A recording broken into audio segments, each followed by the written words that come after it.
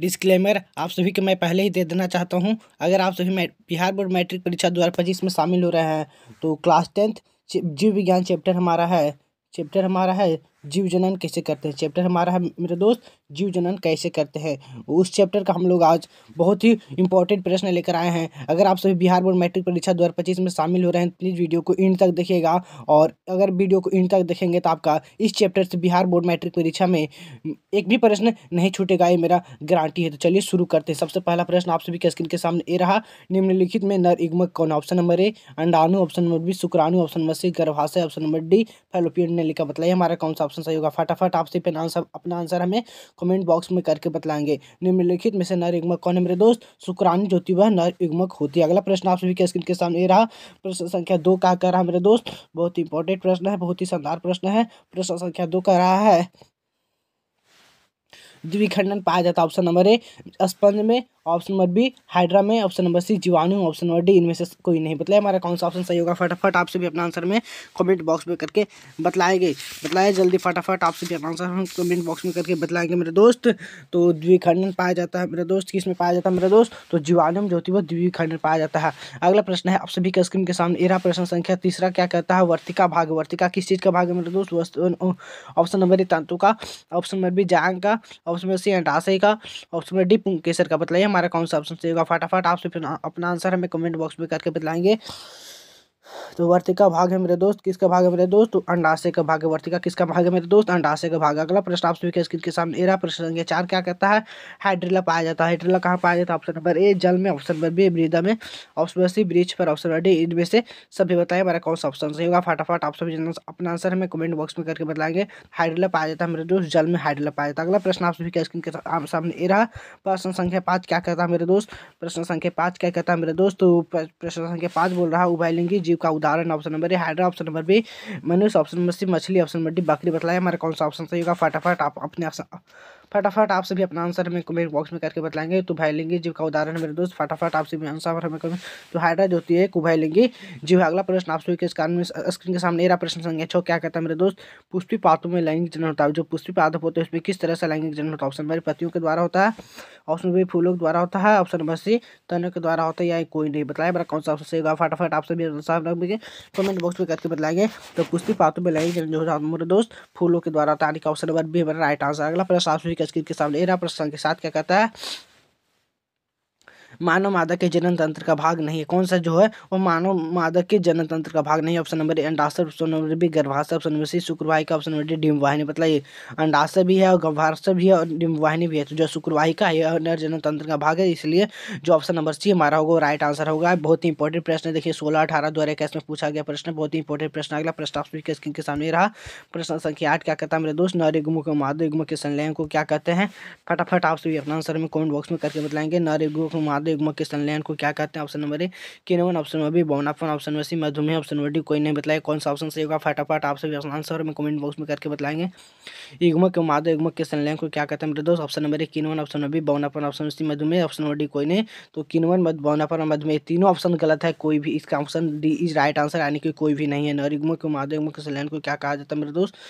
तो ये ऑप्शन हमारे डी को होगा, कोई नहीं। अगला प्रश्न है प्रश्न संख्या 9 क्या कहता है मेरे दोस्त? निम्नलिखित में से कौन एकलिंगी पादप का उदाहरण? ऑप्शन नंबर ए सरसों, ऑप्शन नंबर बी गुड़हल, ऑप्शन नंबर सी पपीता, ऑप्शन नंबर डी मटर। बताइए फटाफट आप सभी अपना आंसर हमें कमेंट बॉक्स में करके बताएंगे। और जो भी स्टूडेंट्स का प्रश्न सारा का सारा सही होगा और उन्हें हम अगली वीडियो में नाम लिया जाएगा। निम्नलिखित में से कौन एकलिंगी पादप का उदाहरण? ऑप्शन नंबर ए सरसों, ऑप्शन नंबर बी गुड़हल, ऑप्शन नंबर सी पपीता, ऑप्शन नंबर डी मटर। बताइए कौन सा ऑप्शन सही होगा। फटाफट आप सब आंसर हमें कमेंट बॉक्स में करके बताएंगे।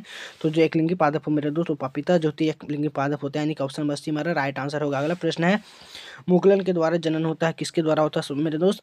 Option number A amoeba, option number B yeast में, ऑप्शन नंबर सी मलेरियम, ऑप्शन नंबर डी पैरामीशियम। बताइए कौन सा ऑप्शन सही होगा। फटाफट आप सभी आंसर हमें कमेंट बॉक्स में करके बताएंगे।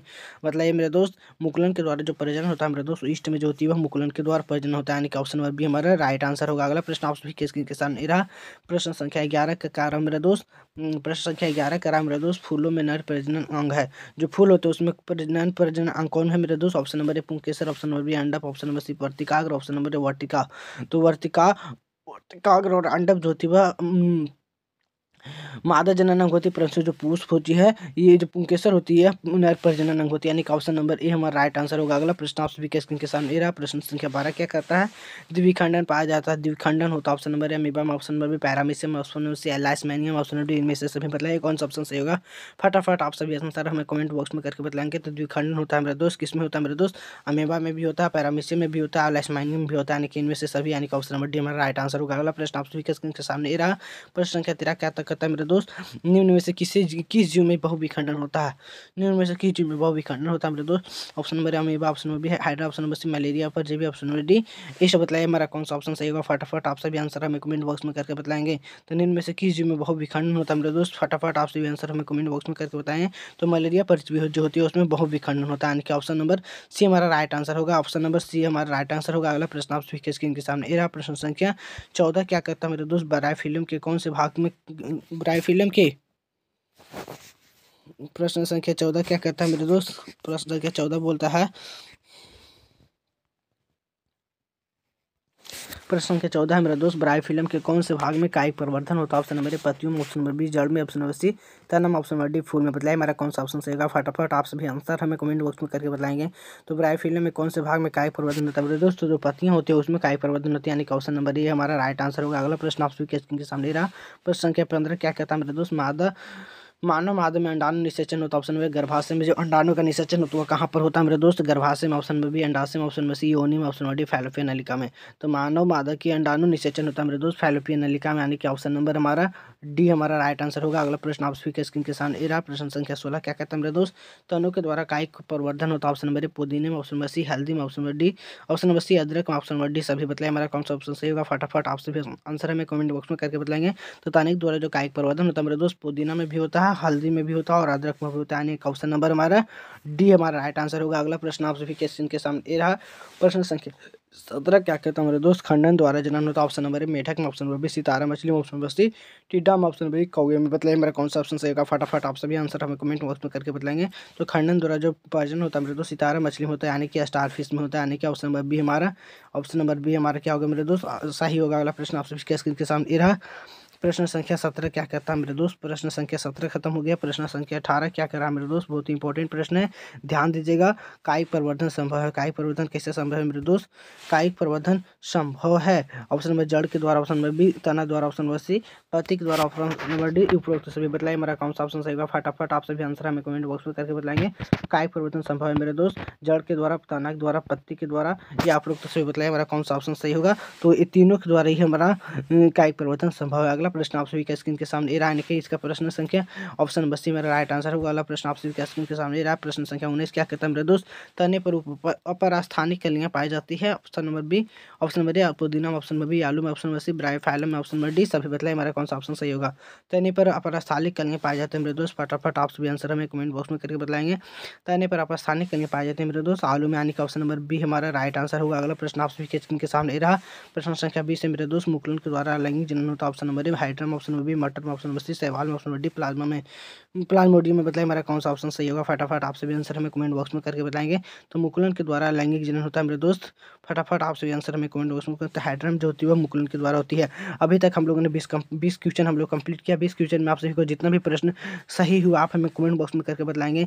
और जिन स्टूडेंट का 20 में से 18, 19 और 20 नंबर सही क्वेश्चन होगा उनका अगली वीडियो में नाम लिया जाएगा। तो प्लीज़ मेरे दोस्त आप सभी इन सभी अपना कमेंट बॉक्स में हमें ज़रूर बताएं कि आप सभी का कितना प्रश्न सही हुआ। तो अगली वीडियो में हम आप सभी को नाम लेने की पूरा लिया जाएगा। तो फिर चलते हैं शुरू करते हैं। प्रश्न संख्या 21 क्या कहता है मेरे दोस्त? प्रश्न संख्या 21 है मेरे दोस्त। प्रश्न संख्या 21 है मेरे दोस्त। प्रश्न संख्या अलैंगिक जनन मुकुलन द्वारा, ऑप्शन नंबर ए अमीबा में, ऑप्शन नंबर बी ईस्ट में, option number C plasmodium, option number D लाइसमेनियम। बताइए हमारे कौन सा ऑप्शन रहेगा। फटाफट आप सभी आंसर हमें कमेंट बॉक्स में करके बताएंगे मेरे दोस्त। तो अलैंगिक जनन मुकुलन द्वारा होता है मेरे दोस्त। फटाफट आप सभी आंसर हमें कमेंट बॉक्स में करके बताएंगे मेरे दोस्त। तो अलैंगिक जनन मुकुलन द्वारा होता है ईस्ट में। यानी कि देखिए कितना इंपॉर्टेंट प्रश्न है। 2015, 2018, 2022, 2024 कई बार प्रश्न पूछा जा चुका है। ऑप्शन नंबर 22 क्या कहता है मेरे दोस्त? निम्न में से कौन मानव में मादा जनन तंत्र का भाग नहीं है? निम्न में से कौन मानव मादा जनन तंत्र का भाग नहीं है? ऑप्शन नंबर ए अंडाशय अंडाशय, ऑप्शन नंबर बी गर्भाशय, ऑप्शन नंबर सी शुक्रवाहिका, ऑप्शन नंबर डी डिम्बवाहिनी। तो जो होती है अंडाशय, गर्भाशय और डिम्बवाहिनी जो होती है सभी मानव मादा जनन तंत्र का भाग है मेरे दोस्त, परंतु जो शुक्रवाहिका होती है नर जनन तंत्र का भाग है। यानी कि पूछ रहा है कौन मादा जनन तंत्र का भाग नहीं है, तो शुक्रवाहिका जो है मादा जनन तंत्र का भाग नहीं है। ऑप्शन नंबर हमारा सी राइट आंसर होगा। अगला प्रश्न आप सभी के स्क्रीन के सामने रहा।